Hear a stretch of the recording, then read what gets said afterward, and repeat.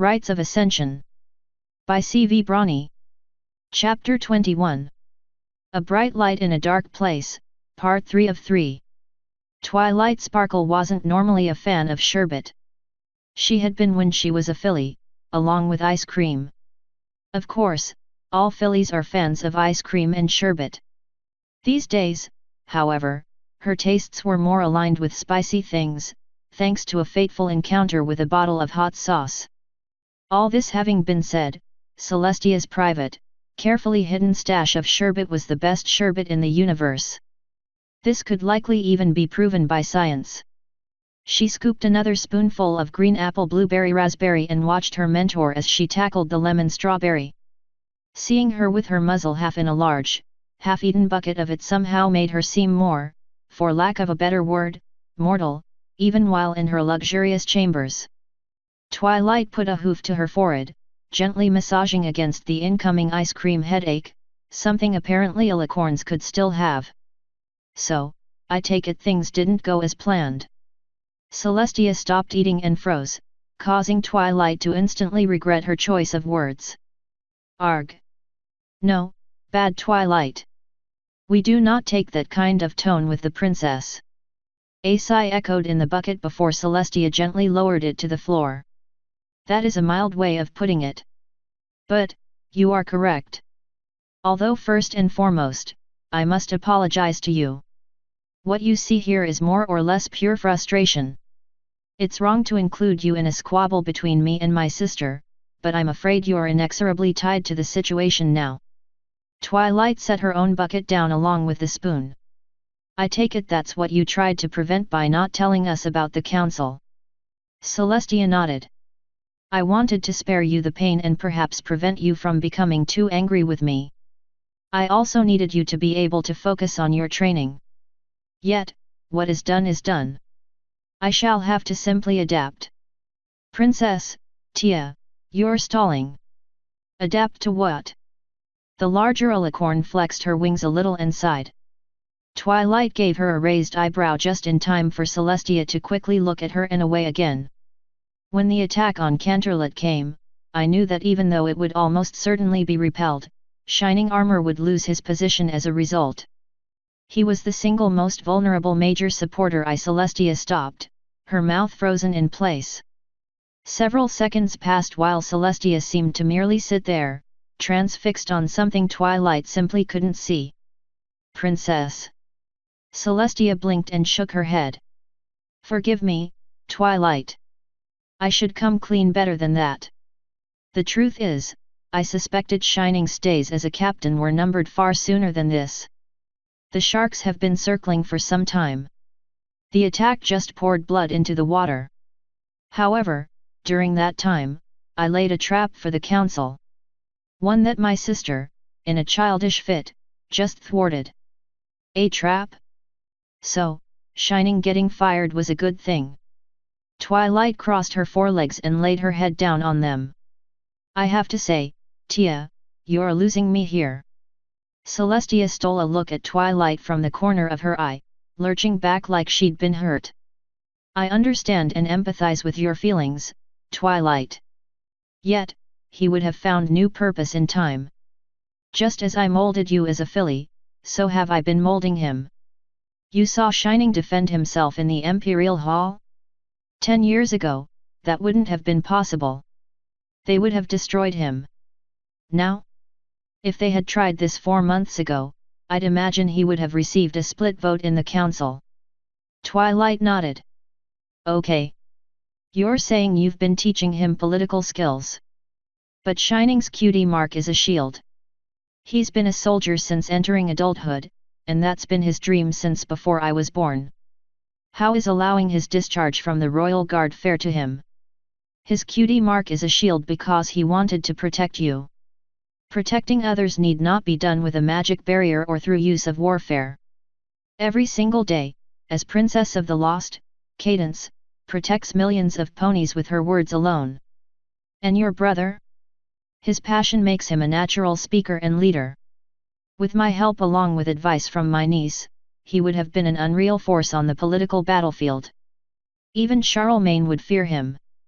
Twilight sighed. I think I get it. You were trying to turn an inevitable loss into a long-term victory, and give him the opportunity to do something his cutie mark calls for. A mercy in the face of certain defeat. But, Shining joining the Night Guard precludes this possibility because Luna and her soldiers are so feared. Now he looks more like a villain than a protector, figuratively and literally. Celestia sighed. I'm afraid it gets worse. She tilted her head, jaw open a bit. How can it get worse? I'm fully aware that my sister does not and has never limited her Night Guard's actions as demanded by the Council. She would rather have tea with Discord. Well, that last statement may be hyperbole, but the one before is not.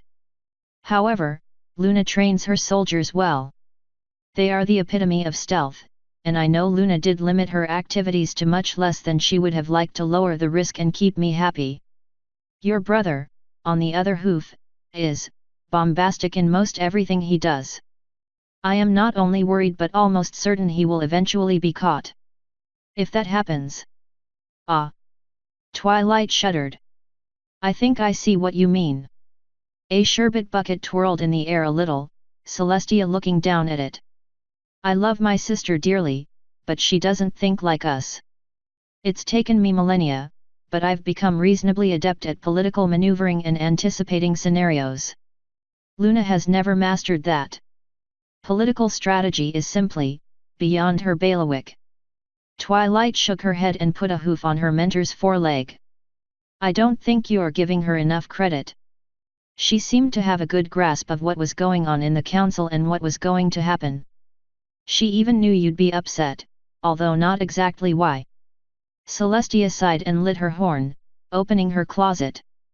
Twilight could hear the sound of a drawer opening, and a painting floated into the room, landing before them. She looked over it and gasped. It's beautiful. The colors of the night were awash over the whole thing. Blues and grays and purples danced across the features of a cityscape, the details present in the realistic style making it seem more photograph than oil painting. Celestia smiled, humming slightly. One of her many works she's too shy to show the public for fear of rejection. Do not misunderstand, Twilight. Luna is not stupid. Far from it. In fact, in some ways, she's a genius. Her intelligence is merely different. She does not analyze things objectively like you do. Rather, she uses her intuition, feelings, and most importantly, passion. This allows her some abilities in the political arena, like giving speeches, and she can intuit motives, lies, and initial reactions very well. But, long-term planning simply isn't something she's good at. If and when Shining is caught, I severely doubt either myself or Luna will be able to counter it politically. At the very least, Luna could lose her crown completely. Even if I refused to give it up and suffer the inevitable insurrection, ponies would no longer wish to follow her authority or mine. They would actively resist it. Twilight swallowed. And then, your only choices are to be a tyrant or lose everything. Best case, return in a few hundred years, try again. If there's anything left. Celestia nodded. Exactly. Now you understand. Twilight blinked and thought, tapping her hoof on her chin. No, there are still some things I don't understand. The princess closed her eyes. Then ask, and I will answer. The student swallowed. Normally, asking questions of her mentor was no big deal. This, however, was an exceptionally touchy subject. If you're sure. I take my vow seriously, Twilight. A large wing unfolded and draped over her. If you have questions, I wish to answer them. Then why aren't you looking at me? Twilight thought. But, she'll insist if I back out now, so. She took a deep breath and continued. If all this is the case, why didn't you talk to Luna? She's your sister. Ha! A laugh exploded from Celestia's lungs before being muffled by a closed mouth. One of the buckets of sherbet lifted back up into the air and another scoop found itself in the Diarca's mouth. Twilight lowered her head. I don't see what's funny. Crap, did I say that out loud? Celestia swallowed her frozen treat. Ugh. In truth, it is not at all funny. But, the simple reality is that whenever I try to include her in making my plans, we wind up fighting while she desperately tries to put some of her own unworkable ideas in them. It always ends in an argument. One time, we were shouting at each other so loud I'm fairly confident most of the castle heard. Not surprisingly, those plans were ruined. So, it's a difference of opinion. Twilight chuckled nervously, scratching the back of her head. Celestia squeezed her with her wing. We are of different minds, she and I. I'd make the obvious night and day comparison, but it's been done. Ultimately, I simply do not have the time to consult her on all my plans anymore, so I stopped. Well, that's not entirely true either.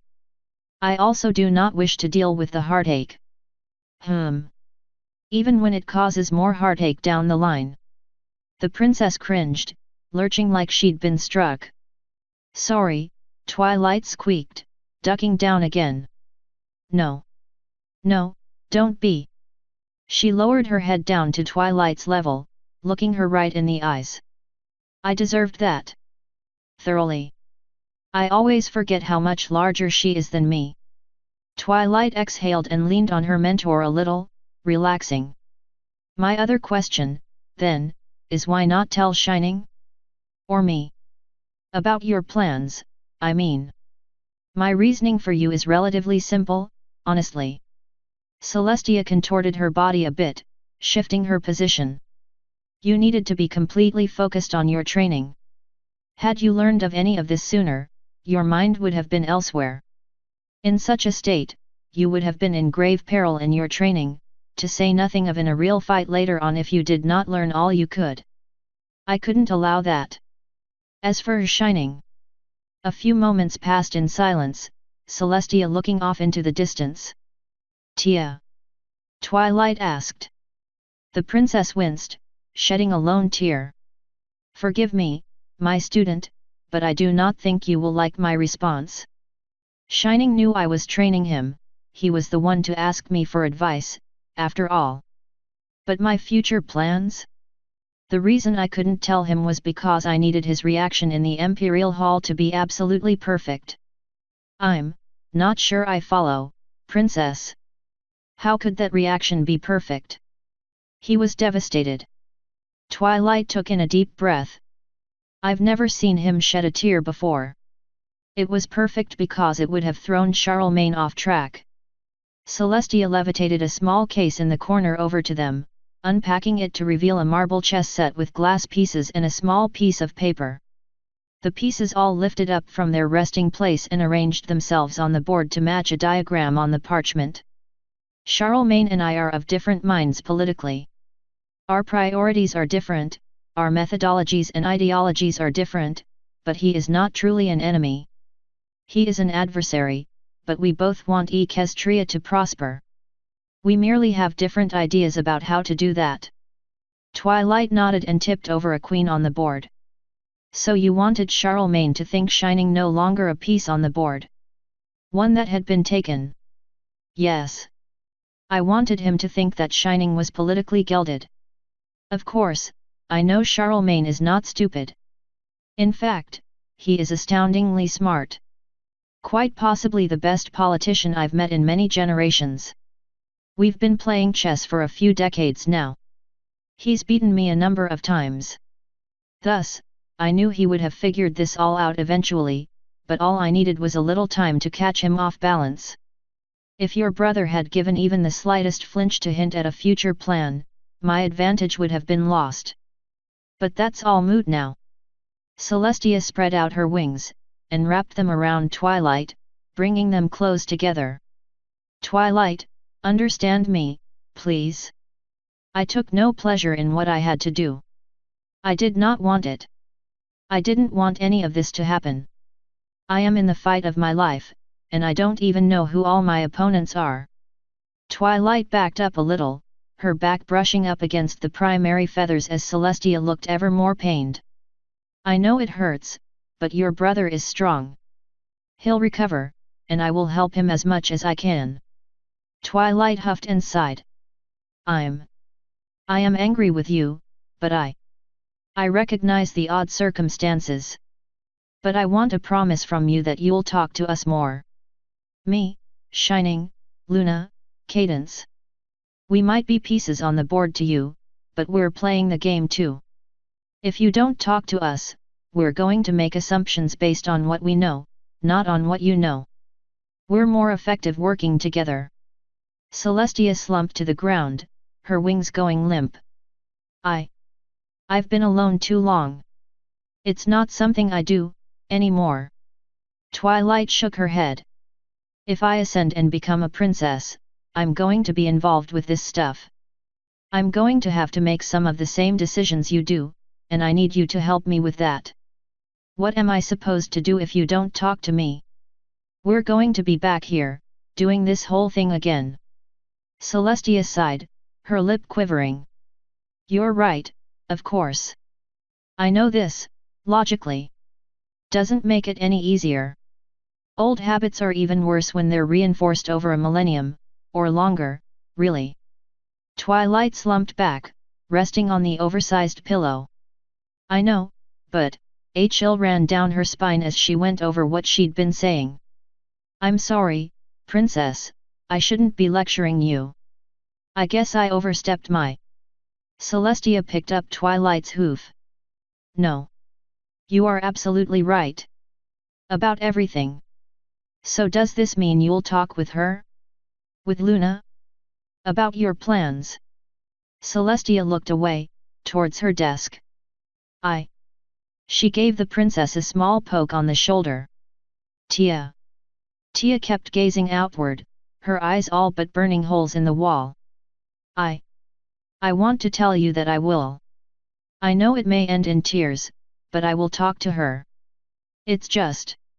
I'm afraid that, at the moment, most of my plans have gone up in smoke. Oh.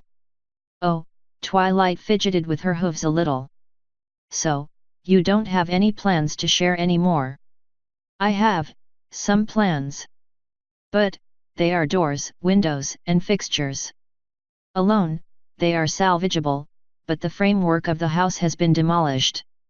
Twilight buried her head in her forelegs. I'm sorry. I didn't realize.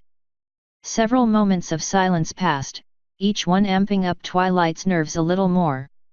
She was shaking by the time she was able to speak again. What are we going to do now? Now? Celestia stood up, glancing at the cluttered paperwork strewn over her desk. Now I do something I probably should have done ages ago. Her horn lit up, and the entire desk floated up and tipped over. All but one of the drawers flew open, dumping paper after paper, scroll after scroll onto the floor. Right now, every pony is completely off balance. Celestia smirked. I'm reeling from the loss of my next populist politician. I have no doubt that the council is going to freak out over the idea of shining armor with the ability to command Luna's stealthy troops. The conspiracy, whoever is behind it, is going to scramble at finding both of the Sparkle siblings hunting them down. This means that whoever acts first is going to be at an advantage. Which means I need new plans from a clean perspective. So, you're trashing all your old plans. Twilight pointed a hoof at the pile. What's that going to do? Outside of cathartic relief. Celestia turned, putting herself in between Twilight and the pile while her teleportation spell bloomed again. It will force me to think outside the box I've put myself in. Come, Twilight. It's time I showed you Caballo Verde.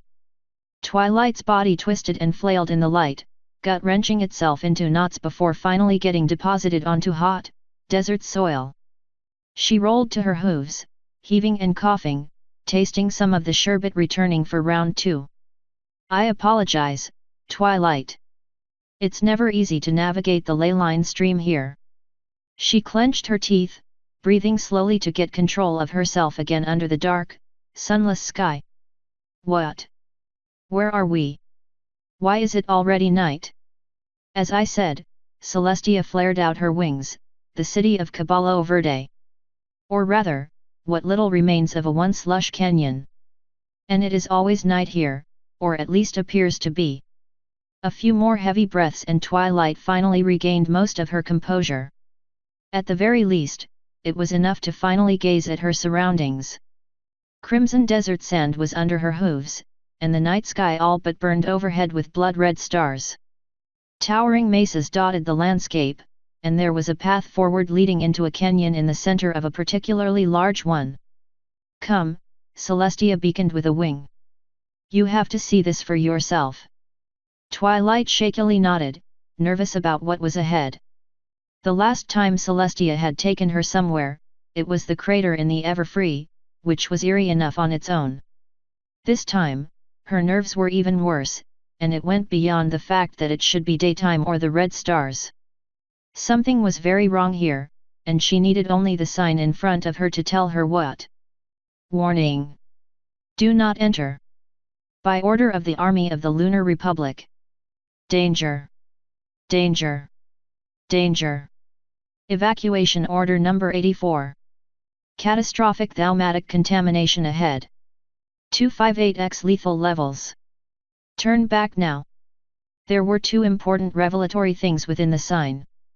One, despite how important it seemed, was completely overshadowed by the other. THTH thaumatic contamination. Twilight yelled, her voice echoing off the mesa. We can't be here. We're dead if we stay any longer. Celestia shook her head and picked up the pile of papers from her room that had accompanied them through the teleport. No, alicorns do not suffer the effects of this normally mortal danger. In fact, even some exceptionally strong unicorns, those halfway or more to the ascendancy threshold, are resistant to it as well. Just as the pressure of our wellsprings prevents us from bearing foals, it also keeps the contamination out of our bodies, much like how a positive pressure room will not have airborne pathogens enter it. You and I could wade through 10,000 times this and emerge unharmed. Twilight took in a deep breath and exhaled. It would be okay. Still, this left one other point of discussion untouched. Twilight slowly began her march next to her mentor, watching as the alicorn's telekinesis glowed ever brighter around the papers and allowing some time to pass before asking her question. The sign says Army of the Lunar Republic. This was from the Lunar Rebellions. Celestia nodded, leaving her head a little low as they entered the canyon proper. Yes, that is correct. The rebellions were, in truth, an all-out civil war that raged for years on end, and this was the site of an epic battle. We are deep in the San Palomino Desert, and this was one of my sister's greatest strongholds.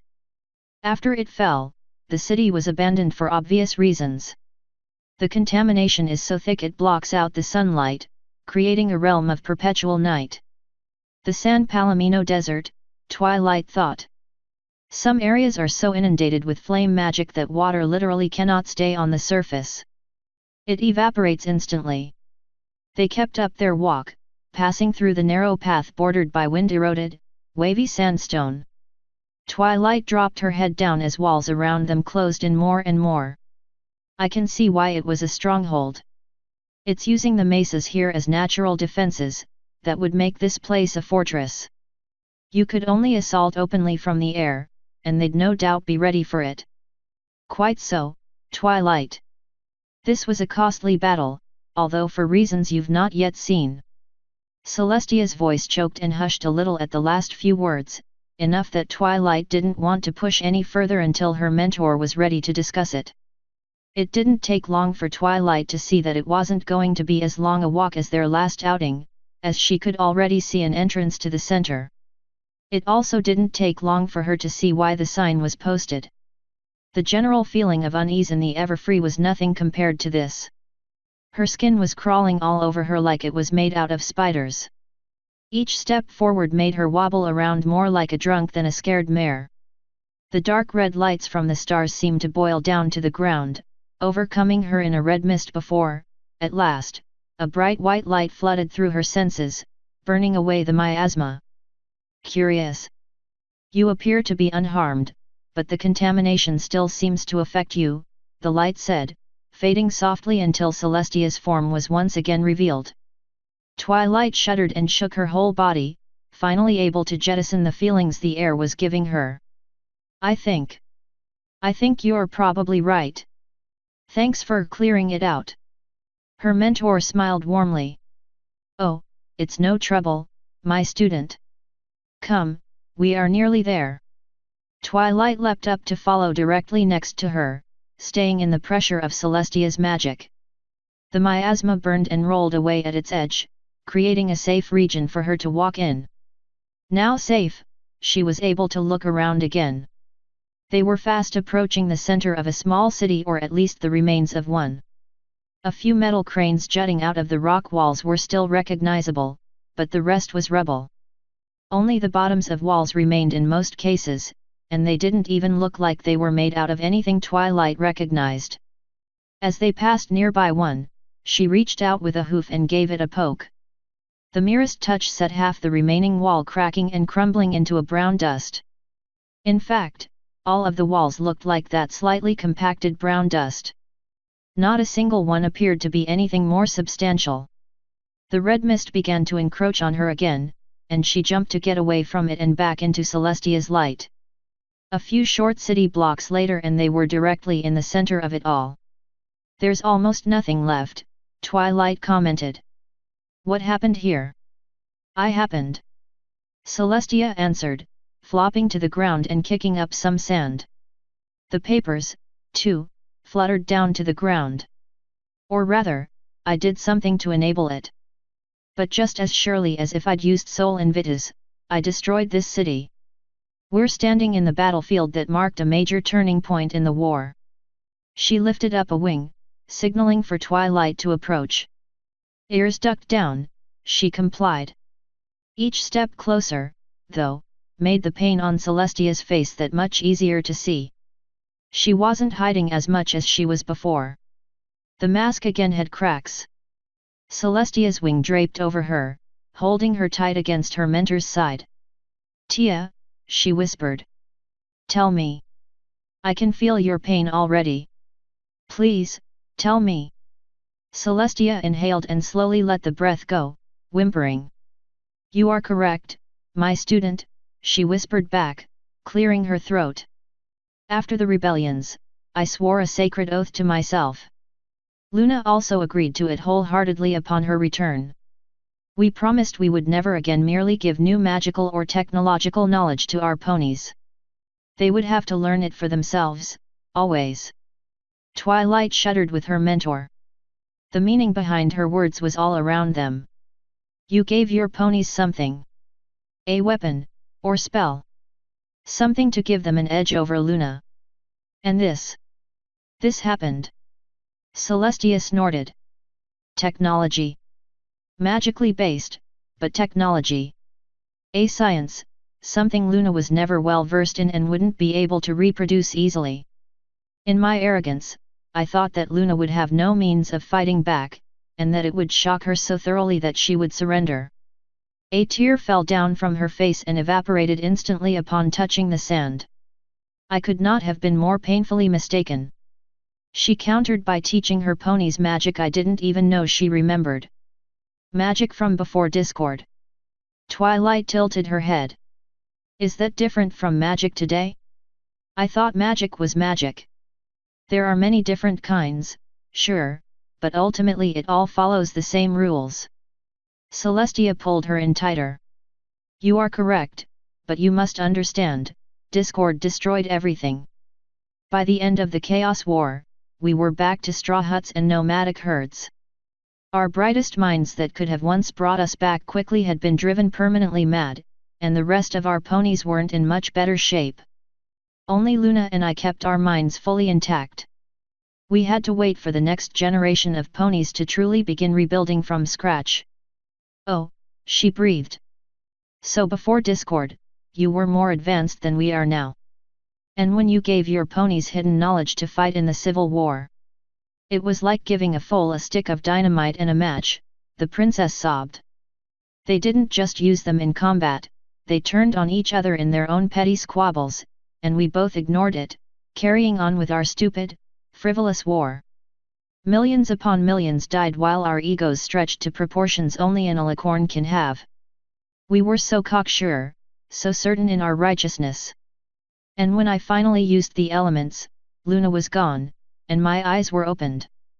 She sniffed and sobbed, steam hissing from the ground as the tears rained. My ponies!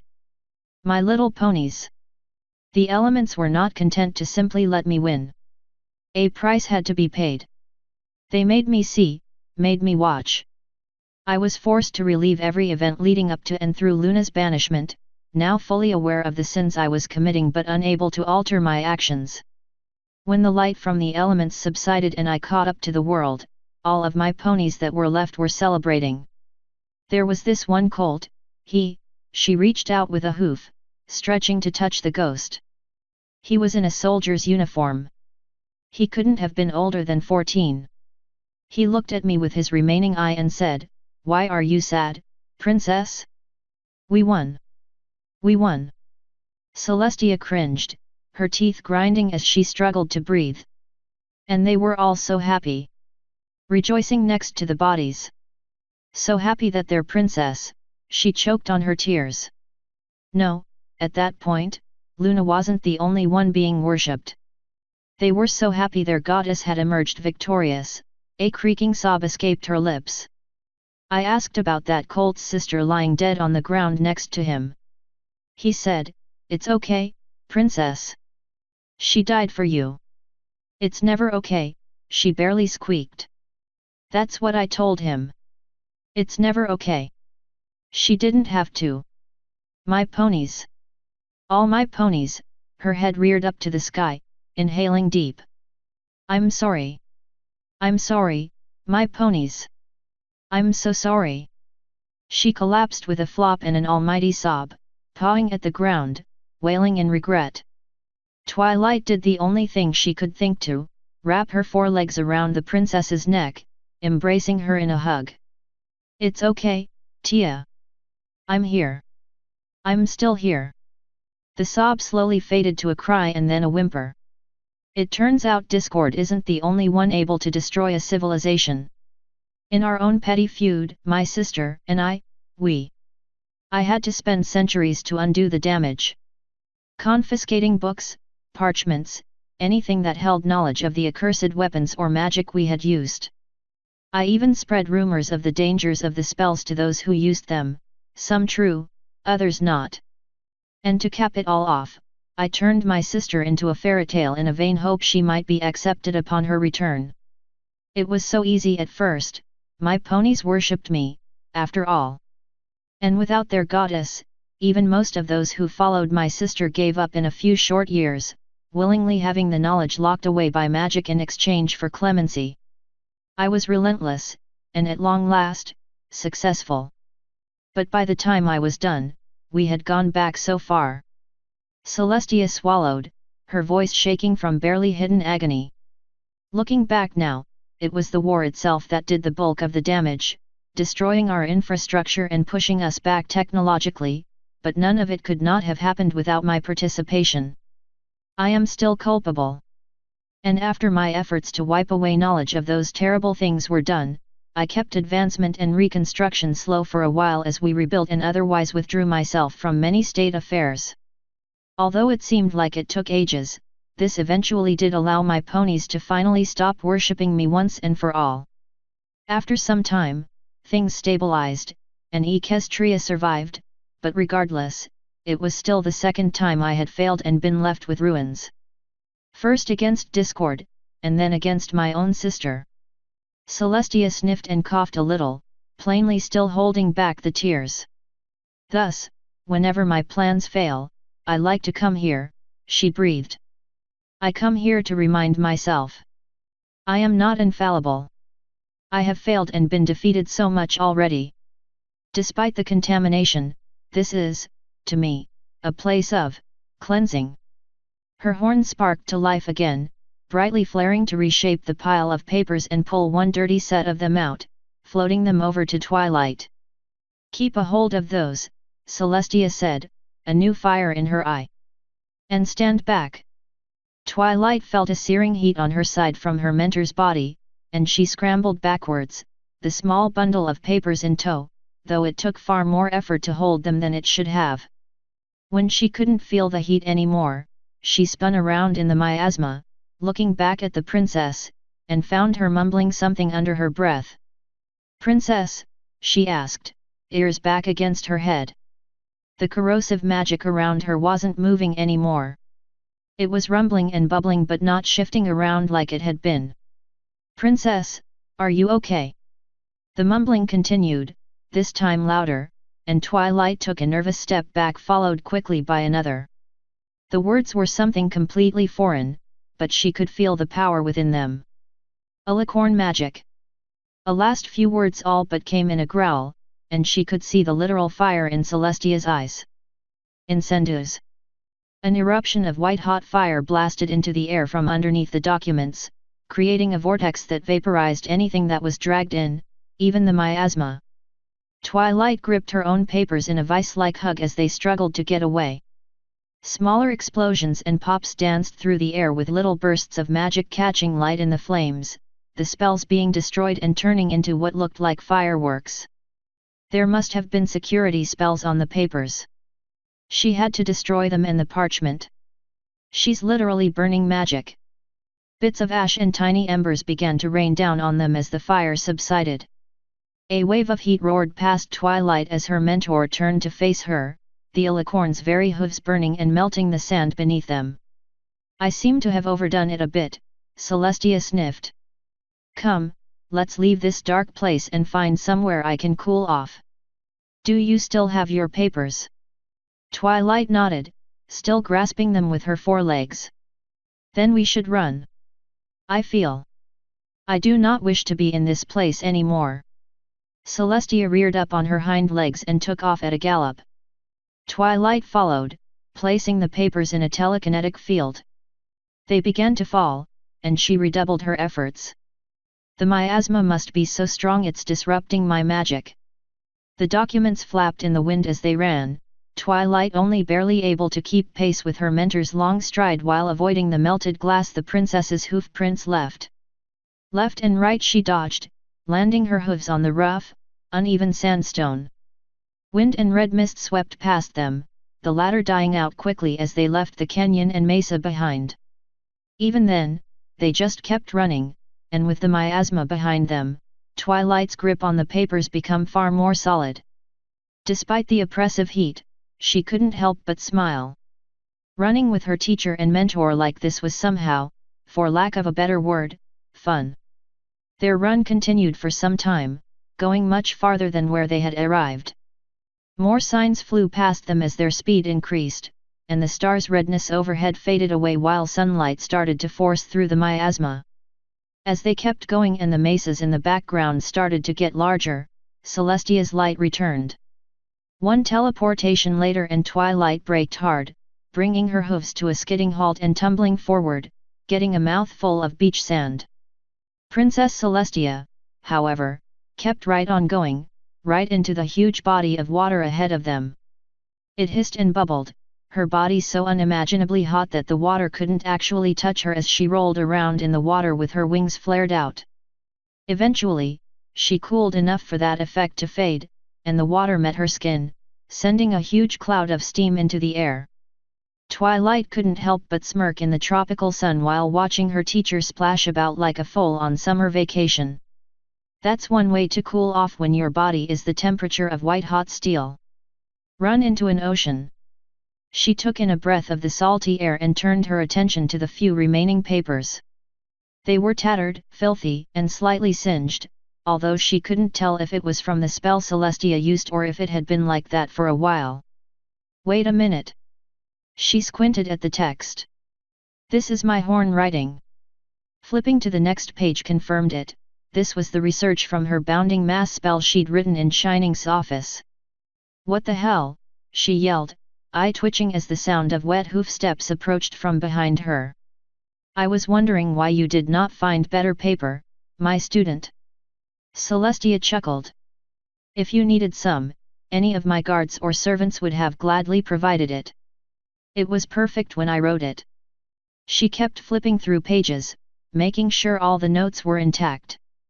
It was good paper. I got it from Shiny's desk. What in Tartarus happened to it? It appears I need to have words with Officer Straight Shot. But, Intelligentsia's seal was intact on it, and I thought you would want to discuss it with me. Twilight sighed. Yeah, I did. And her words stopped and her heart skipped a beat before pounding like thunder, her mind putting together what just happened in the desert with the information here. You're not going to let me publish it, are you? I know too much, so you showed me why I can't. She looked up at her and with a quiver. Celestia smiled. Actually, because you were able to understand the basis of it before you were made aware of your alicornhood, I shall allow you to publish it as you see fit. However, after this, I'm afraid you've read too much of the prior Grand Mage's books. You are, unfairly ahead of our ponies. Twilight looked back down at her papers, watching all of her research in her life flash before her eyes. All the discovery, all the secrets being unlocked passed by in a heartbeat. But, Twilight sniffed. That isn't what I wanted. I wanted to learn. I wanted to learn everything. From you. So I could share it. What you do. What I thought you did. Celestia leaned in close to her. That is indeed what I do, Twilight. I know things. I learn them. And I find students and share with them what they are ready to hear. I am not telling you that you cannot continue to learn. I imagine it would be easier to get Discord to reform than to get you to stop learning. What it means is that you must keep what you learn between us until it is time to reveal it to a ready world. Then, when our ponies figure it out for themselves, you may discuss it openly and to your heart's content. Twilight started to calm down and breathe more steady as she realized what was being said. By teaching a student. Celestia gave her a slight nuzzle. By teaching a student. A wonderful student, deserving of everything you can help her learn. The student leaned back into her mentor while she felt her own muscles relax again, her hooves shifting in the sand. That's why you only had me read the books and train with Luna instead of just read your library. If I didn't take the time to learn everything in there correctly, it would have been even more dangerous than sending me out unprepared. Even most of Starswirl's magic, of what I could understand, was obviously dangerous and practically unusable. I might not be able to wield crimson spells in battle yet, but at least they don't tear holes in reality. Celestia stroked Twilight's back with her wet wing. Precisely. You see, my student? You have wisdom too. That will serve you very well in the future, I think. Twilight inhaled deeply and then slowly let the air out, relaxing as she did so. Okay. I think I get it. I'm not entirely happy about a lot of it, but I get it. Celestia let out a light chuckle. I think you would be surprised indeed to understand just how many times I've had to say something like that either out loud or to myself, Twilight. Life is merely like that oftentimes. It speaks to your maturity that you react in such a manner. Twilight thought back to their pre-lunch and snickered. Yeah. Maturity. Say the mares that went through 2 tubs of sherbet a few hours ago. Celestia blushed a little. You're never too old for sherbet. Ever. And I'm the princess, so I'm right. The Grand Mage smirked. Yuha. Although, thinking back to my ponies, I'm reminded of something that, for your sake, I need to ask you to do. Twilight grabbed her papers again. I don't like the sound of this. Celestia leaned her head down to her student's level. Since you're staying in Canterlot and finally trained, I want you to visit your parents. Tell them what's happening to you. Everything. Twilight shuddered. Not what I was expecting, but still. I don't think that's such a good idea, princess. My mother and I aren't on the best of terms, and to be frank, she's a bigger gossip than Rarity. Luna has already set up some precautions for them on that. She wrapped a wing around her. I know it may be hard, but I miss my own mother and father terribly. It's been millennia for me, Twilight. You want to build good memories while you can. Trust me on that. She sighed. 10,000 years of wisdom, staring me in the face. Okay, princess. She gagged a bit. I'll try. But you should talk to Luna, too. She's probably just as hurt as you are. Celestia nodded. I agree. I know she'll be waiting for me when we get back. Probably. Whether it's with a battleaxe in hoof or not remains to be seen. Twilight raised an eyebrow. Battleaxe? Really? The last time we had a tiff like this, our ensuing fight blew up part of a mountain. Granted, no pony was on it at the time, and we hugged and forgave each other afterwards, but it was still quite an argument. Celestia gave her another hug with her wing. And I suppose we should have a real lunch after we get back. That is, if you haven't spoiled your appetite with sherbet. Hee hee. Look who's talking. You ate half that bucket. Celestia stood up. Yes, but you went through a quarter of yours, and I'm 4 times your size, so you ate twice as much as me. Twilight raised an eyebrow in protest. It doesn't work that way, and you know it. It does if the princess says it does. And I'm a princess. Hence, it does. So there. The Grand Mage sighed and shook her head while the teleportation spell began to envelope them again. I'm going to live for thousands of years, and in every single one of them, you're going to tease the stuffing out of me, aren't you? Of course. What's agelessness if you can't have a little fun with it? Hello, Tia. The nightmare Luna growled even before the spell's light faded. When she could see again, Twilight found herself and her mentor face to face with the Princess of the Night, who was lying in Celestia's bed with her forelegs crossed. Luna continued, the meeting with the council was satisfactory. My new cardinal is unexpectedly talented in that arena. You're doing, I presume. Celestia shook her body, sending water droplets flying all over the room and onto both Luna and Twilight. Cute, sister, Luna grumbled. I'm glad it went well for you, sister, I truly am. I also presume you're here to talk about things. Just so. Luna nodded before turning to Twilight. However, there's been another development you should know about first. The treasonous ex-General Towers is finally awake and has agreed to talk. But only to Twilight. Celestia and Twilight looked at each other. Trap? Twilight asked. Celestia shook her head. While he's in an iron lung and his magic is restrained. Doubtful. Go, Twilight. See what you can learn. This could be a valuable opportunity. I agree, Luna said, standing up. I would ignore his request and interrogate him myself, but to be frank, he looks so frail he might die just from the sight of me. Twilight's more gentle touch may be what's needed to get information out of him. I caution you, though, Ascendant. Do not push him too hard. His life hangs by a thread as it is. Twilight swallowed. I guess I hurt him more than I realized.